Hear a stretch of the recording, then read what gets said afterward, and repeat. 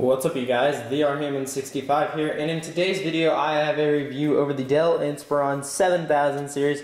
A lot of you guys did request this video, so I'm going to be going ahead and reviewing it for you guys. So let's go ahead and get this video started.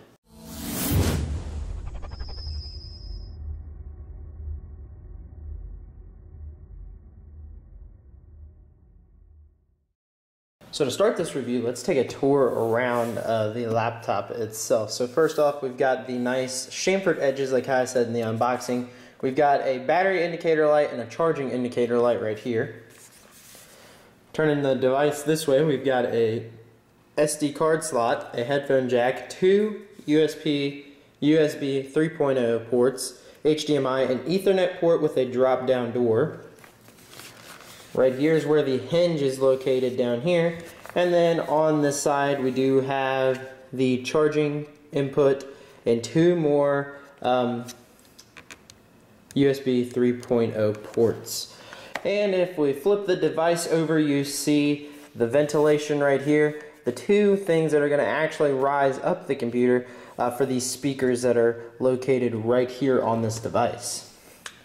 Also inside of the hinge, you can't really see it that well, are some more ventilation, which I will show you guys here in just a little bit in this review. So as you guys can see, this computer does run with Windows 8, and the bottom of this is actually screwed in, so it's not really meant to be opened and looked onto the inside of. The batteries, internal, everything about this computer is inside of this back panel.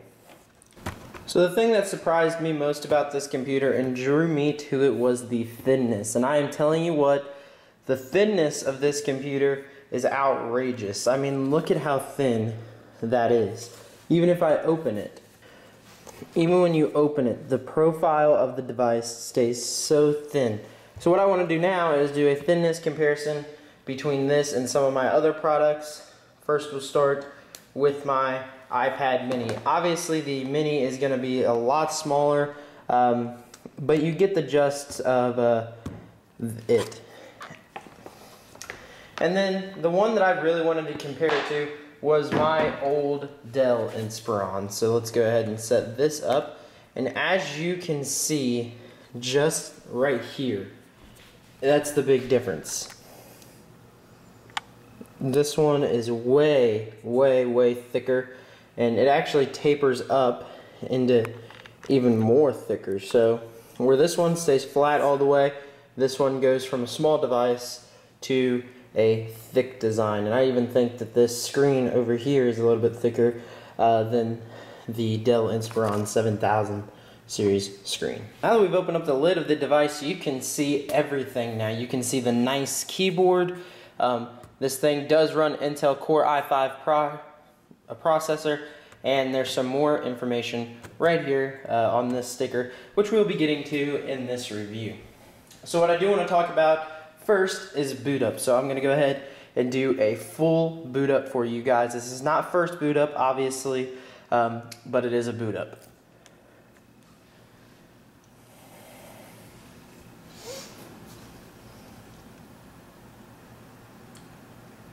And while this is booting up, let's go ahead and point out some few things inside of the screen.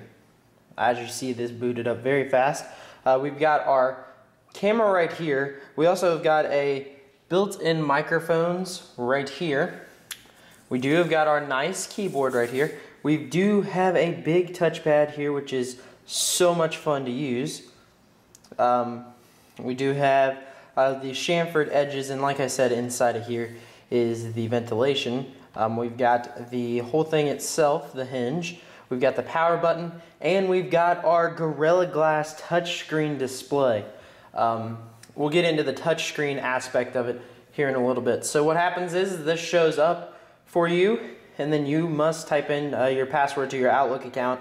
It connects you with your Outlook account and whatnot. So this is going to give me a chance to show you guys the touchscreen functionality. So once you've typed in your password, you hit enter, and you're being welcomed in, and there you are. You are at the home screen of Windows 8. So let's talk about the keyboard itself for a quick second. First off, these keys feel so good to the touch. It's got like this metal material over here on the keys. I don't know if it's actually made out of that metal material. I feel like that they're made out of plastic, just made it look like the metal, but it really feels nice to the touch of your fingers hitting it. The keyboard does have a little bit of flex. You don't notice that when you're typing. It's still just an amazing keyboard. And also, it's got backlit keys, which you can't tell right now. As you guys can see right there when I put my hand over it. It does have some backlit key functionality, so that's nice. All you have to do is hit F10. Gives you two different brightnesses. You guys can see that one pretty good. And yes, also up here you've got your volume mute, volume down, volume up, play, pause, search, refresh, I don't know what that is, settings, a page thing, I guess, your, like I said, the backlit keyboard, the screen brightness, and your internet connection. Also over here you have a full number pad, so that's nice to have over here as well. Taking a look at this keyboard as well, you see this trackpad, and normally I don't use a trackpad, but this trackpad is so nice that I really do enjoy using it. It's all flat. You just click one side of it, and it just feels nice to the touch as well. So the keyboard aspect of it is freaking amazing on Dell's part. Now let's get into more of Windows 8 and whatnot. So right now you've got the normal desktop background. If you do want Windows 8, you can click right here, and it brings up your tiles for Windows 8, your live tiles. So you've got Mail, People, Reading List, Skype, OneDrive. It does come preloaded with Skype and OneDrive. Desktop, your calendar, stocks, weather, photos, some media things up here. Windows Explorer, help and tips. Oops, I did not mean to click that. News, more news. New to the store, which is your app store for your computer and whatnot. Food, maps, health, McAfee Center, Amazon, Kindle, eBay, Dell Shop, My Dell, Register My Dell PC, Pocket Cloud, and Microsoft Office. And no, this is not your only apps. If you scroll down again, you can see all of your apps. Now, the only apps that I've downloaded on this is Audacity, and I do believe I had another one, but I can't find it at the time. Oh, Chrome. So it comes preloaded with all of these apps right here, and you can download more. You can download different browsers and whatnot, so that is always an option on this laptop. This laptop is really, truly amazing.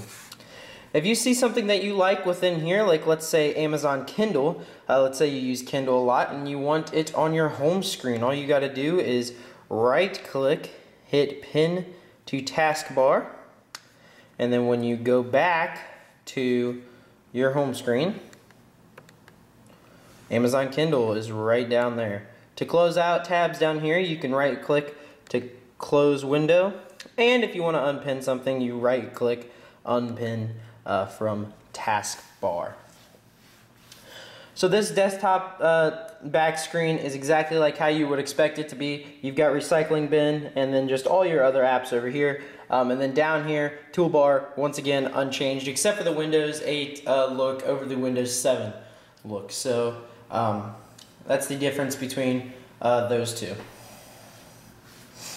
So now let's go into more of the touchscreen functionality with this computer. Let's go ahead and open our browser. I use Google Chrome instead of Internet Explorer just because this is now what I'm used to, and it's really fast and it's really functional. So as you can see here, we do have our Google. I'm logged in, and it'll show you your 8 most recently, or most viewed websites, should I say. So let's go ahead, and if you're looking here, you say, okay, I see one that I like, let's go to Amazon. Right here, you click on it, and it'll bring up Amazon.com, and what you all might be wondering is can you scroll through? you can scroll through just fine with this. You can close out stuff like how I just did, and you can even search the web for different things. It brings up an on-screen keyboard. I'm not a big fan of this because I'm not going to use touchscreen enough for that when I've got a full keyboard right underneath of that, but I guess it's a good option to have if you need it. So let's go ahead and go to YouTube, and we'll show you guys some things on YouTube that you can do with it. So here we are, we're in YouTube right now. This is my vlog account. If you guys don't know, I have a daily vlog. Go check it out. R Hammond Vlogs is the account name. So if we scroll through here, you might find a video that you like, and I'm going to click on my vlog video because I know that that's not going to get copyrighted by myself, but I'm also going to turn down the volume just a little bit. And let's go ahead and go into the video. So once while you're in the video, you can also pause it by clicking the screen. You can click on different videos over here by using your finger, just like that. And you can basically do anything that you do with a keyboard with your screen. And I think that this aspect of it is very nice. The Gorilla Glass touch to it feels very good. It almost feels like you're touching an iPhone, but very, very, very, very thin. Another key thing, if you want to get to the start screen or anything, you can drag over like that. You have search, share, start, devices, or settings. You've got your time down here, and your wireless connection, and your battery life. So this is something that could be nice to have on your screen at all times. And yeah, so let's go ahead and close out the browser. So let's move on to more of the internal specs. The battery life on this, it says will last you 7 hours. Now, this battery life is amazing on this computer. I use this computer all the time for watching YouTube videos, getting on Amazon, looking at stuff that I can't afford, just browsing the internet, uploading videos, editing thumbnails and whatnot, and this computer withstands all of that. And it's just amazing how good the battery life is on this. Now the charging does take about as long as the battery life lasts. So if you're down to maybe 1% on your battery, it will take you about 7 hours to charge it completely full again. But the trade-off to that is you're going to get 7 hours of non-charging battery, and you're going to be able to use your computer in full functionality without charging it. Let's go ahead and do a sound test. For the sound test, I'm going to go back into Chrome. We're going to go back to YouTube, and we're just going to find one of my, as I like to say, videos, because I'm not going to copyright myself, and if I did that, that would be stupid. So as you see here, I can bring up any of my videos. Let's just bring up one that I know that I want to thank you guys for, especially. Let's scroll down to this one right here. So here's the unboxing video of this computer. If we click on it, it loads. Now let's do a sound test. What's up, guys? I am here with my new computer because my hard drive kind of crashed on my old one, but that doesn't matter. But I got the Dell 7000 series. It's a Dell Insperion, and here, let's zoom in. So as you guys can tell, it's not the best speakers in the world because they are located on the bottom of the computer, but it's not that bad. The bars that they put on the bottom of it to raise it up helps it a ton in filming conditions like how we have here. And before I get on to anything else, I would like to thank you guys for, at the time of this video, 652 views and 4 likes. This is amazing to this account. I've never had that much to do with this account, so it's amazing that you guys have done this for me. So thank you so much.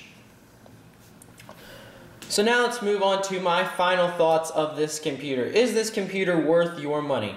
Well, let's talk about the whole reason why I bought this computer. I bought this computer because I really wanted a MacBook Pro. But obviously, at the time of my hard drive crashing, I didn't have enough money to buy a MacBook Pro.